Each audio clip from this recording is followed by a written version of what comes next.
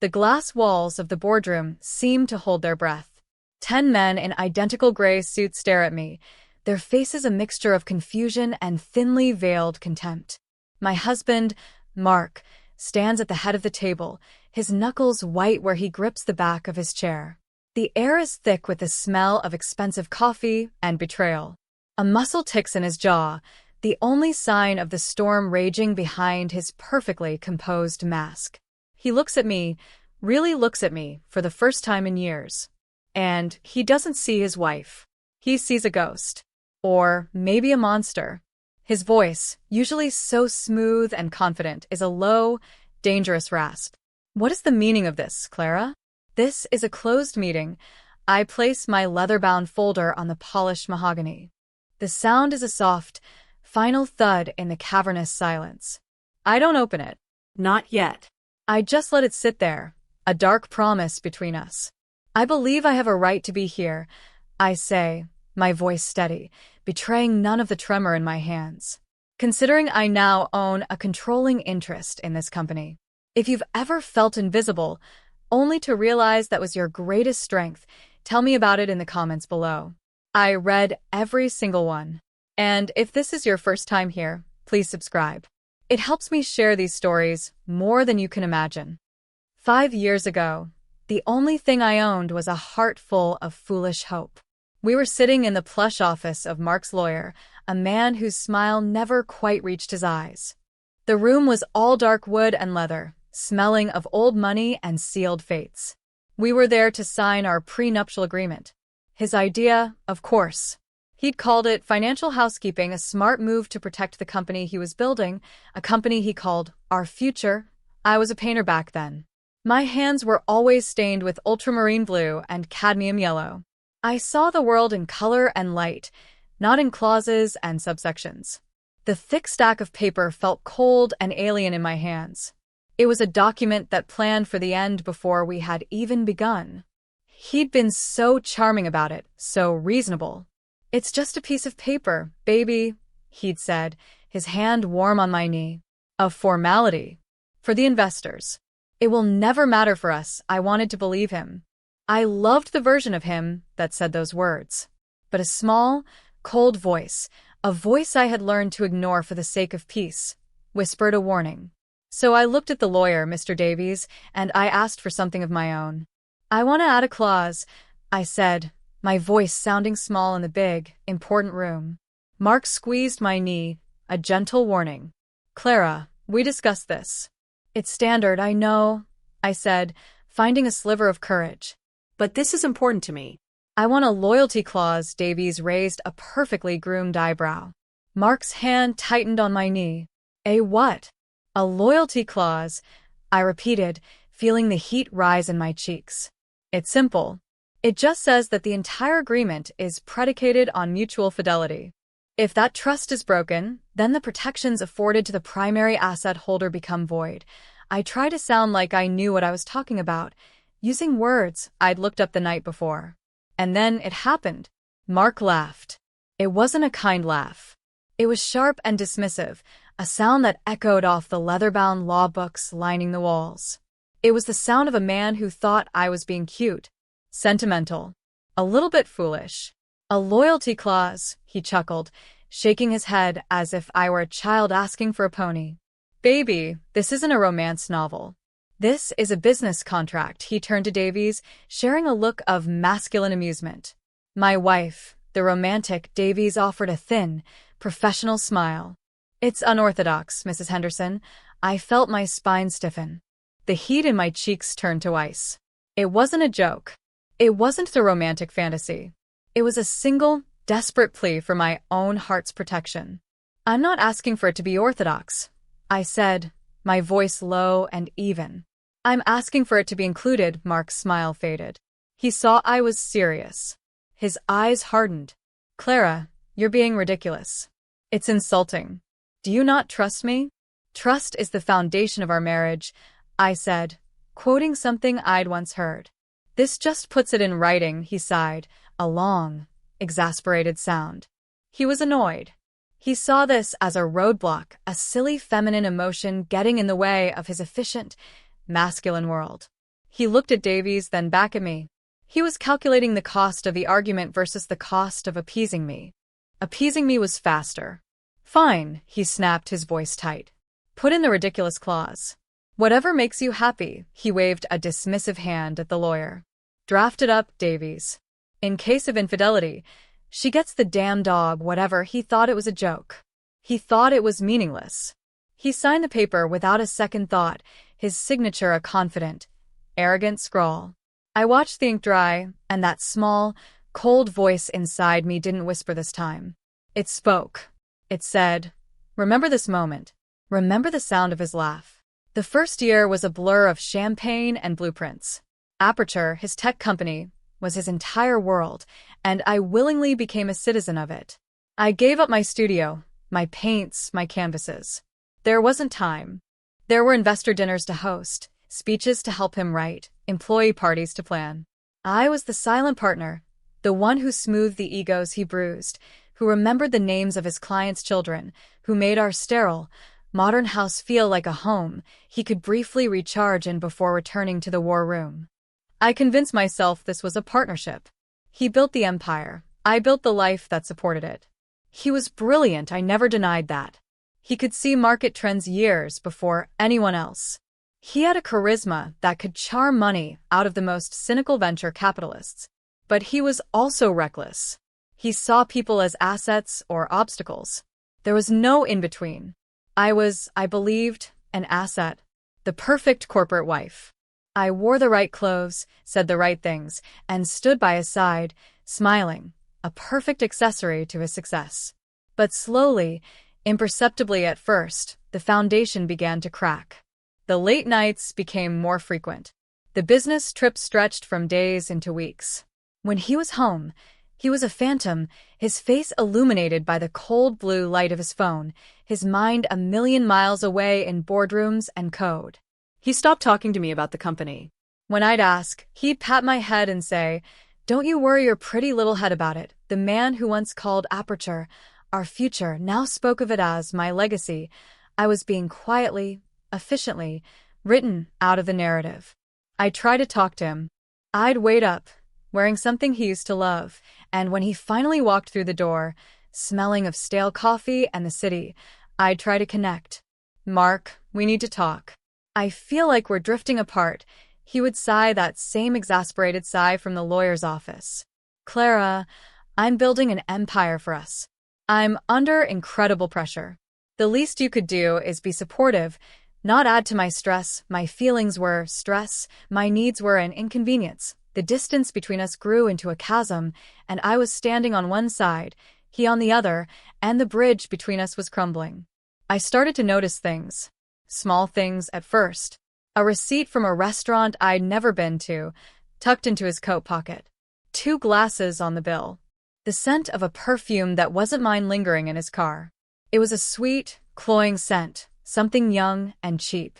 He started locking his phone, something he'd never done before. When I asked him about it, he said it was for security. "Corporate espionage, baby. Can't be too careful," he said it so smoothly, so convincingly, that for a moment, I almost believed him. I almost believed that the real thief wasn't the one trying to steal his data, but the one who had already stolen his attention, his affection, his loyalty. I was living with a stranger, a handsome, successful, charming stranger who slept in my bed and shared my address, but whose heart was a locked room I no longer had the key to. The loneliness was a physical presence, a cold weight in the center of my chest. I'd walk through our beautiful, empty house, my footsteps echoing on the marble floors, and I'd see the life we were supposed to have, a ghostly afterimage of a promise he'd made. And in the quiet of those long nights, I'd hear it. The sound of his laugh in that lawyer's office. It wasn't just a memory anymore. It was a haunting. The red flags weren't just flags anymore. They were blazing bonfires. There was a business trip to San Francisco for a tech conference. He sent me a picture of the Golden Gate Bridge, shrouded in fog. "Wish you were here," the text read. An hour later, a charge appeared on our joint credit card. A $500 dinner at a Michelin-starred restaurant in Chicago. I stared at the notification on my phone, the blood draining from my face. Chicago. Not San Francisco. I checked his location on the family tracking app we'd set up years ago for emergencies. He'd turned it off. I called his hotel in San Francisco, my heart pounding a frantic rhythm against my ribs. "I'm trying to reach my husband, Mark Henderson," I said, my voice shaking. "He's a guest." The polite voice on the other end put me on hold. The silence stretched, filled only by the sound of my own ragged breathing. "I'm sorry, ma'am," she said, her voice full of professional sympathy. "We have no guest registered under that name." The phone slipped from my hand and clattered onto the kitchen island. I sank onto a stool, the world tilting on its axis. It wasn't just a lie. It was a different city, a whole different reality he was living in without me. The lie was so audacious, so bold. He didn't think I would check. He didn't think I was capable of it. In his mind, I was the quiet, trusting wife who arranged his dry cleaning and planned his dinner parties. I was part of the decor, beautiful but inanimate. The anger that rose in me was cold and sharp. It cut through the fog of my grief and sadness. It was the anger of being underestimated, of being played for a fool. For 2 days, I didn't sleep. I just sat in his home office, a place I was never encouraged to enter, and I started digging. I went through bank statements, travel itineraries, expense reports. I pieced together a shadow life, a constellation of deceit. Flights to cities he never mentioned. Hotel rooms for two. Lavish gifts, jewelry, designer bags, spa weekends, all billed to a corporate card. The name on the receipts was always the same, Amelia Vance. I typed her name into the company's internal directory, and there she was, a smiling, bright-eyed 24-year-old in the marketing department.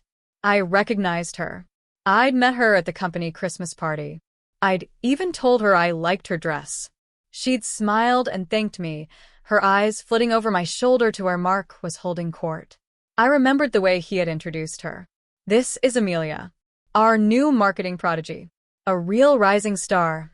I had smiled, shaken her hand, and felt a pang of something I couldn't name. Not jealousy. It was recognition. The recognition of a predator seeing its replacement. The discovery didn't break me. It forged me. The heartbreak was still there, a dull, constant ache. But it was now encased in something harder, something colder. Steel. I looked at the mountain of evidence I had printed out, a paper trail of his betrayal. My first thought was to confront him, to scream, to cry, to throw the evidence in his face and watch his perfect world shatter. But then, I remembered the laugh. And I remembered the clause. He thought it was a joke. He thought it was a silly, emotional request from his naive wife. He had no idea he hadn't just signed a prenuptial agreement. He had signed his own death warrant. The realization hit me with the force of a physical blow. I wasn't a victim in this story. I was a contingency plan. A clause buried in legalese, waiting to be activated. My grief turned into a quiet, chilling focus. This wasn't about revenge anymore. It was about justice. It was about taking back the years I had invested, the life I had sacrificed, the woman I had been before I became Mrs. Mark Henderson. I stopped being a wife. I became a strategist. I closed his office door, leaving the piles of evidence on his desk, and I went back to being the perfect, smiling hostess. I welcomed him home from his trip, listened to his fabricated stories about keynote speakers and networking events, and I smiled. My smile was a weapon now. It was my armor.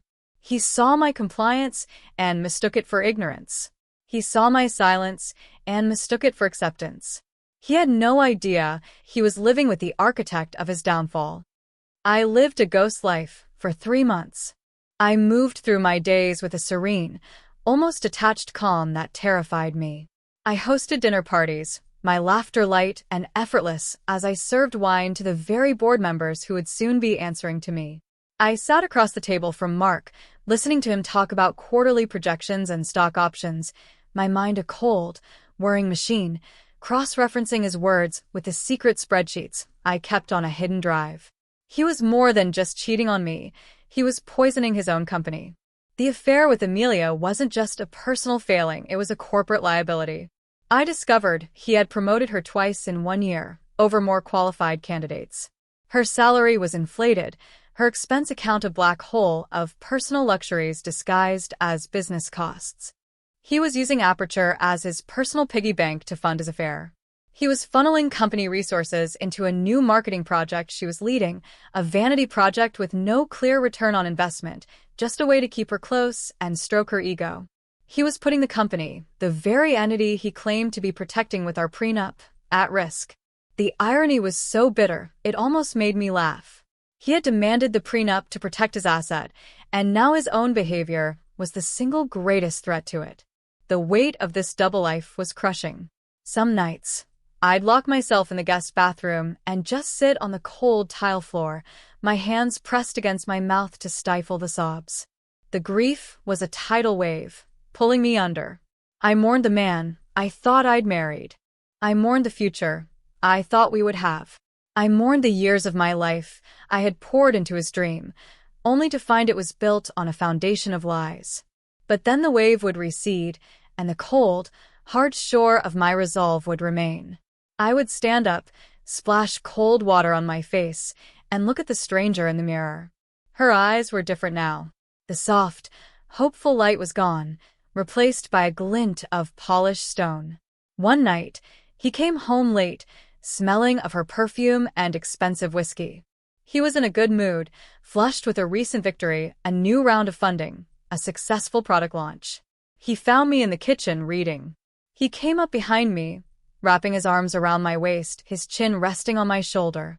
"What's my beautiful wife reading?" he murmured, his voice thick with a counterfeit affection that made my skin crawl. I held up the book. It was The Art of War, he chuckled. "Light reading, huh?" "Just picking up a few pointers on strategy," I said, my voice unnervingly calm. He kissed my cheek. His lips were cold. "You don't need to worry about strategy, baby. That's my job. You just keep being you." He squeezed me tighter, a gesture of possession, not love. And in that moment, something inside me snapped. The last vestiges of love, of hope, of any lingering doubt, were cauterized. He didn't see me. He had never seen me. He saw a beautiful object, a comforting presence, a part of the scenery of his successful life. He had no concept of the woman standing in his arms, the woman who was quietly, methodically planning his complete and utter annihilation. He thought he was the master of strategy. He had no idea the war had already begun, and he had already lost. I gently removed his arms from around me. "I'm tired, Mark.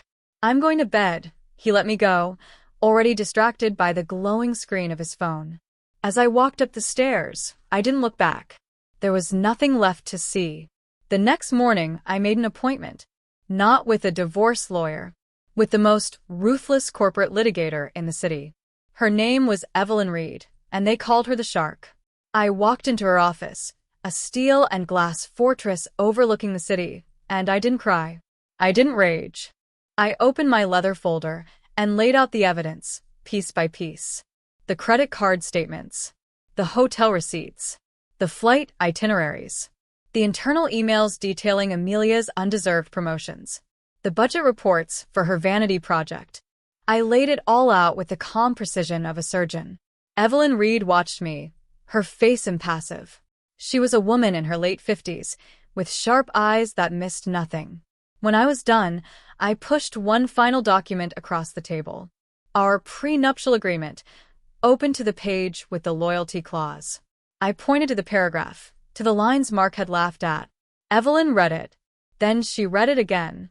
A slow, predatory smile spread across her face. It was the first time I had seen her show any emotion. "Mr. Henderson's lawyer was a fool," she said, her voice a low purr. "This is not a clause. This is a kill switch." She looked at me, her eyes filled with a new kind of respect. "Most people come in here wanting revenge. They want to make their spouse suffer. What is it that you want, Mrs. Henderson?" I met her gaze, and for the first time in years, I felt a flicker of the woman I used to be, the artist, the creator. But this time, I wasn't creating a painting. I was creating a new future. "I don't want his money," I said, my voice clear and strong. "I want his company." The plan was audacious. It was surgical. Evelyn called it a hostile takeover from within. For weeks, we worked in secret. Her team of forensic accountants descended on Aperture's books like a wolf pack, uncovering every misuse of funds, every financial indiscretion tied to the affair. They built a case so airtight, so damning, that it left no room for interpretation. Mark was not just an adulterer. He was a liability to his own corporation. He was in breach of his fiduciary duty to his shareholders. And, most importantly, he was in breach of the one clause in his own contract that he never bothered to take seriously. The day we chose was the day of the quarterly board meeting. It was Mark's stage. The day he would stand before his hand-picked board, his loyal disciples, and dazzle them with charts and projections. It was the day he was most confident, most arrogant. It was the perfect day to burn his kingdom to the ground. That morning, he was a whirlwind of energy, knotting his tie, barking orders into his phone. He barely looked at me as he straightened his cuffs in the mirror. "Big day today, Clara," he said, his eyes on his own reflection. "Closing the Braxton deal. This is going to put us on the map. I'm sure you'll be brilliant," I said, handing him his briefcase. Our hands brushed. He didn't notice the chill of my skin. He gave me a quick, perfunctory kiss on the cheek and walked out the door, the conqueror heading off to battle. I stood by the window and watched his car pull away. I felt a strange and profound stillness settle over me. There was no joy. No triumph.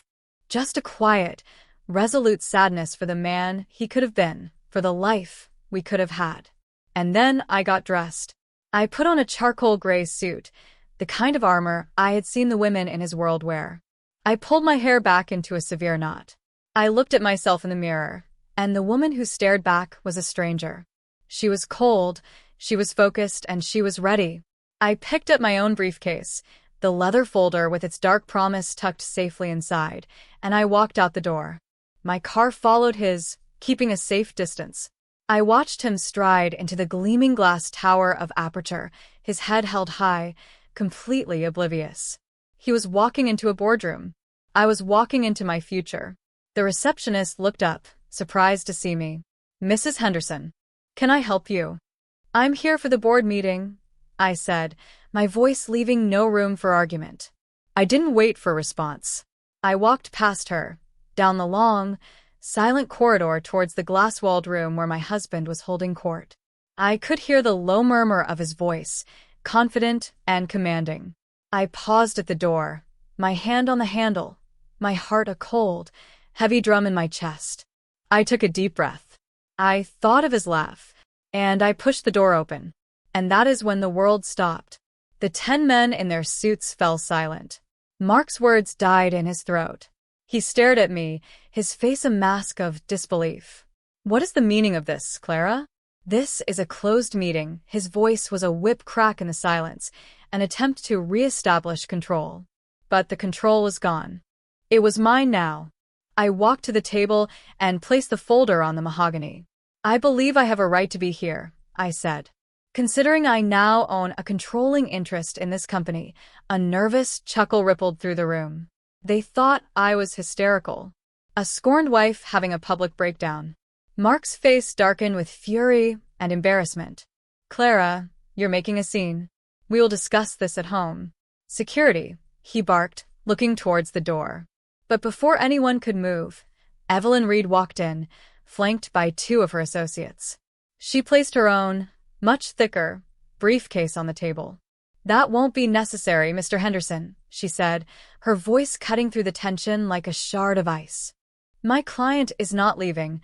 Mark's eyes darted from me to Evelyn, a flicker of genuine fear finally breaking through his arrogant facade.